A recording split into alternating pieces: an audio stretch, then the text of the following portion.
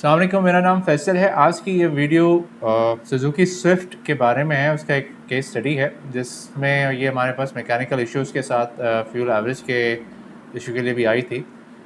इस वीडियो में हम देखेंगे कैसे लैम्डा गैरेज में हम फ्यूल एवरेज के इशू को डायग्नोस करते हैं और फिर इसको फिक्स करने के बाद किस तरह कंफर्म करते हैं कि क्या आया इशू फिक्स हुआ भी है या नहीं। सबसे पहले हम इस वीडियो में देखते हैं फ्यूल ट्रेंड्स। तो ये आप अपनी स्क्रीन पे लाइव डेटा देख रहे हैं, लाइव डेटा की वीडियो देख रहे हैं फ्यूल ट्रिम्स की इस गाड़ी की, जिसमें आप देखें कि लॉन्ग टर्म फ्यूल ट्रिम 14% है। एयर फ्लो की वैल्यू 2.5% ग्राम पर सेकंड है, जो कि सुजुकी स्विफ्ट की आइडल इंजन पे इतना ही होती है। शॉर्ट टर्म -2 0 के पास ही फ्लक्चुएट कर रहा है।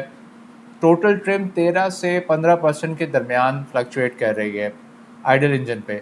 इस गाड़ी को जब 2500 आरपीएम पे हमने रेव करा, 2500 आरपीएम पर रखा, तो ये फ्यूल एवरेज जो है जो फ्यूल ट्रिम है वो 14 से 20% पे चलेगी।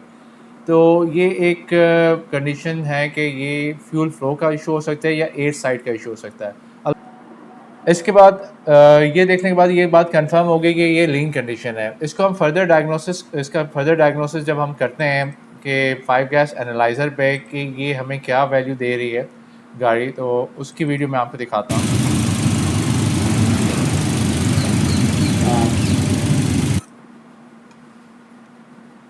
ये लाइव आप वीडियो पे देख सकते हैं 13% और 2% लेन, ऑलमोस्ट वही 14 टू 15%, 16% तक ये लेन कंडीशन में चल रही है। गैस एनालाइज़र पे अगर हम जब देखें तो जो आउटपुट है 5 गैस एनालाइज़र का वो लैम्डा 1 है, और जितनी भी वैल्यूज़ हैं आप इस 5 गैस एनालाइज़र पे वो सब विद इन रेंज हैं। अलबत्ता बहुत अच्छी वैल्यूज़ हैं।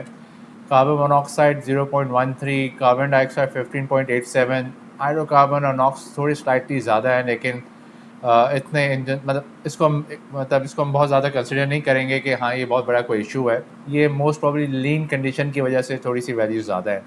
O2 भी 0.32 है, लैम्डा 1 है। इस 5 गैस एनालाइजर से हमें ये कंफर्म हो जाता है कि ये फॉल्स लीन कंडीशन नहीं है, ये किसी मैकेनिकल इशू की ही वजह से गाड़ी लीन चल रही है। PCM card 14 to 20% lean condition करके गाड़ी को कंट्रोल कर रहा है, ताकि लैम्डा 1 एयर फ्यूल रेशियो जो है लैम्डा 1 कंट्रोल पे रहे। अब फीडबैक सिस्टम से मुराद मेरी क्या है कि आया कि कोई भी ऐसा sensor, specially air flow sensor, oxygen sensor, कोई भी अगर मिस रिपोर्ट करेगा वैल्यू पीसीएम कार्ड को, तो वो फॉल्स लीन या फॉल्स रिच कंडीशन भी हो सकती है। वो हमें गैस एनालाइज़र की मदद से मालूम चल जाता है। हम दोनों स्कैनर की जो फ्यूल ट्रेंड्स हैं और गैस एनालाइज़र, इन दोनों को देखते हुए ही फर्दर क्या डायग्नोसिस है, क्या इसका इफेक्ट्स है, वो करते हैं। इसके बाद हमने फ्यूल पंप का प्रेशर चेक किया, वो 44 था, 44 psi था, वो भी बिल्कुल सही है, एज़ पर ओईएम स्पेसिफिकेशन ही था। एक अलग चीज़ जो हम इसमें देखते हैं फ्यूल पंप की इंटेग्रिटी, के फ्यूल पंप आया कि उसमें जो 8 बार्स होते हैं, जो ब्रशेस होते हैं, क्या वो मैकेनिकली सही भी है या नहीं। उसका चेक करने का तरीका हमारे पास ये है कि हम पिकोस्कोप के ज़रिए उसको चेक करते हैं। अब फ्यूल पंप को हम कैसे चेक करते हैं? पीएसआई सबसे पहले जो स्टेप है, एक बेसिक के क्या फ्यूल प्रेशर कितना आ रहा है वो चेक करते हैं, वो 44 पीएसआई था। सेकंड, क्या वोल्टेज पूरे आ रहे हैं लोड के ऊपर, वो भी बिल्कुल सही थे।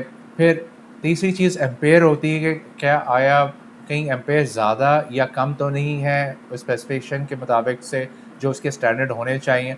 इस गाड़ी में अगर मैं एम्पेयर देखूं तो 5.35 हैं। बाकी जितनी हमने गाड़ी सुजुकी स्विफ्ट देखी है, जो डेटा हमारे पास है वो अराउंड इतना ही होता है, 4.9 टू 5, 5.1, 4.8 उसी रेंज में ही है। ये भी स्लाइटली थोड़ा ज़्यादा इस वजह से होगा कि फ्यूल फिल्टर इसका बहुत ज़्यादा चोक था और बहुत ज़्यादा उसमें मतलब बिल्कुल क्लॉक था, उसको साफ़ करने में भी काफ़ी टाइम लगा। तो डेफिनेटली अगर फ्यूल फिल्टर बहुत ज़्यादा चोक हो तो एम्पेयर फ्यूल पम्प के बढ़ जाते हैं, फिर उसको ज़्यादा उसमें उसकी जान लगती है उसको फ्यूल को पम्प करने में। और दूसरी चीज़ हम स्कोप में देखते हैं कि इसके फ्यूल पम्प के आरपीएम कितने हैं। आरपीएम से मुराद कि रेवोल्यूशन पर मिनट, वो 1 मिनट में कितने चक्कर राउंड ले रहा है, कितने चक्कर ले रहा है। अब इसको चेक करने का तरीका ये है कि आप हम पिकोस्कोप में, इसमें 8 बार्स होते हैं नॉर्मली। जितने अभी तक मैंने पंप्स देखे हैं वो सब 8 बार्स के ही है, पाकिस्तान की जितनी गाड़ियाँ भी और जापानीज़ जो भी अभी तक हमारे पास आई हैं। अब इसमें हम चेक करेंगे 1 2 3 4 5 6 7 8, ये 8 बार अगर हम देखें तो ऑलमोस्ट 9139 आरपीएम है, जो कि विद इन स्पेसिफिकेशन है। मैं दो और मेरे पास डेटा है स्विफ्ट के, वो 8500 8800 आरपीएम है। तो आरपीएम भी बिल्कुल सही है स्पेसिफिकेशन में। तीसरी चीज़ ये कि जो इसके 8 बार्स होते हैं फ्यूल पंप के अंदर, क्या वो उसकी क्या वो तो ख़राब नहीं हो गए, इसके ब्रशेस तो ख़राब नहीं हो गए? जब वो ख़राब हो जाते हैं तो उससे एक एम्पेयर की वैल्यू तो डाउन होती ही होती है। ये जो ग्राफ आप अपनी स्क्रीन पे देख रहे हैं ये भी बिल्कुल डिफरेंट होने लग जाते हैं। 3 स्पाइक्स आ रही होती हैं, 2 स्पाइक्स नीचे जा रही होती हैं, तो इससे भी हमें अंदाज़ा हो जाता है कि फ्यूल पंप के मैकेनिकली कितना साउंड है। तो ये पूरा एक डिटेल डायग्नोसिस होता है कि आया कि फ्यूल पंप को हमने चेंज करना है या नहीं करना।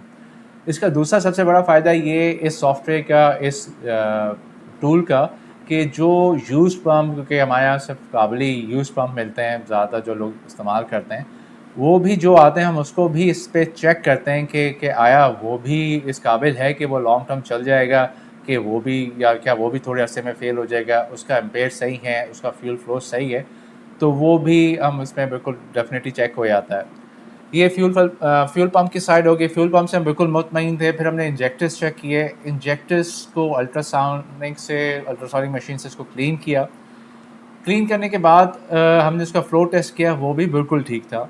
गाड़ी को जब रात हमने पूरा सारा बंडल हो गया, सारे ट्यून अप हो गया, उसके बाद चेक किया तो फिर भी जो फ्यूल ट्रिम्स थी वो 14% पे ही थी, कुछ ख़ास फ़र्क नहीं आया।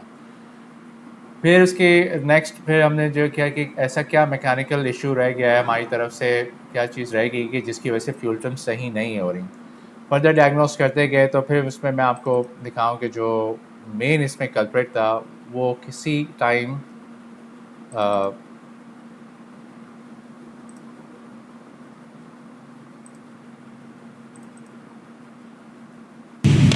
जो इसमें मेन कल्प्रिट था वो जो ये इंजेक्टर्स थे, फ्यूल इंजेक्टर्स, ये किसी दूसरे मॉडल या इंजन के थे। सेम इंजन था, किसी दूसरे मॉडल के थे। मोस्ट प्रॉब्ली सुजुकी लियाना के किसी वेरिएंट में यूज़ होते हैं। और जो इसके अपने सुजुकी स्विफ्ट के इंजेक्टर से, वो अगेन काफ़ी हमने मंगवाए, वो ये थे जो इसमें लगते हैं। इसके लगने के बाद फ्यूल ट्रिम्स बिल्कुल सही हो गई। गाड़ी का पिक और ड्राइव में बहुत ज़्यादा फ़र्क आया और लगाया और इशू रिज़ॉल्व हो गया। अब इसके बाद की मैं आपको वीडियो दिखाऊं।